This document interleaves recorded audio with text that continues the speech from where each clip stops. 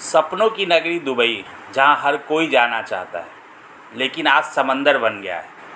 केवल 30 सेकंड में दुबई समंदर बना है। ये जो वीडियो आप देख रहे हैं, 30 सेकंड पहले दुबई पूरी तरह से खुशहाल था। गाड़ियां सड़कों पर सरपट दौड़ रही थीं, माहौल पूरा गर्म था, लोग रूटीन का काम कर रहे थे। लेकिन देखिए बादल कैसे आते हैं और 30 सेकंड में दुबई को एकदम समंदर बनाकर चले जाते हैं। बुर्ज खलीफा जो अपनी ऊंचाई के लिए पूरी दुनिया को अट्रैक्ट करती है, वो कैसे पानी के से घिरा हुआ है, यह देख के आपको भी बुर्ज खलीफा पर तरस आएगा और सोचेंगे दुबई में ऐसा हो क्या गया। तो आइए आपको बताते हैं कि दुबई में हुआ क्या।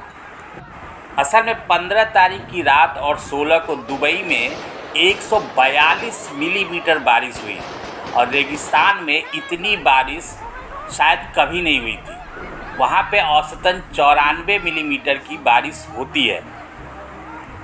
दुबई के करीब अल इन शहर में तो 254 मिलीमीटर बारिश हुई। बारिश कितनी ज़्यादा हुई है इसका आप इसी से अंदाज़ा लगाइए कि दुबई के पास ये रिकॉर्ड ही नहीं है कि इससे पहले इतनी बारिश कब हुई, क्योंकि 1949 से जो डेटा कलेक्ट किया जा रहा है उसमें इतनी बारिश का कभी रिकॉर्ड ही नहीं आया।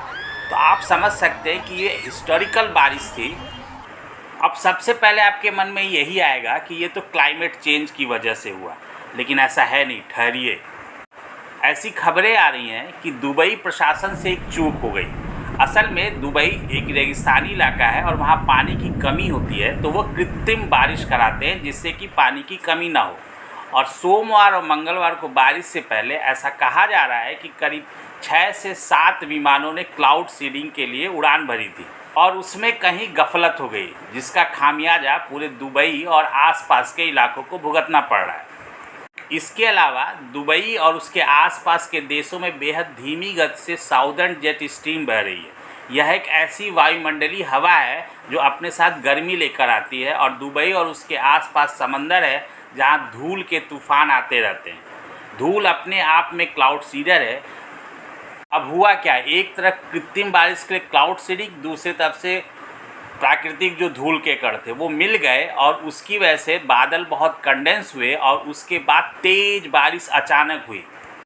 इसके अलावा यह भी कहा जा रहा है कि क्लाइमेट चेंज की असर भी दिख रहा है, लेकिन अचानक इस तरह क्लाइमेट चेंज का असर के मिलने के उदाहरण बहुत कम होते हैं। ऐसे में साफ है कि कहीं न कहीं दुबई को समंदर बनाने में क्लाउड सीडिंग जिम्मेदार है।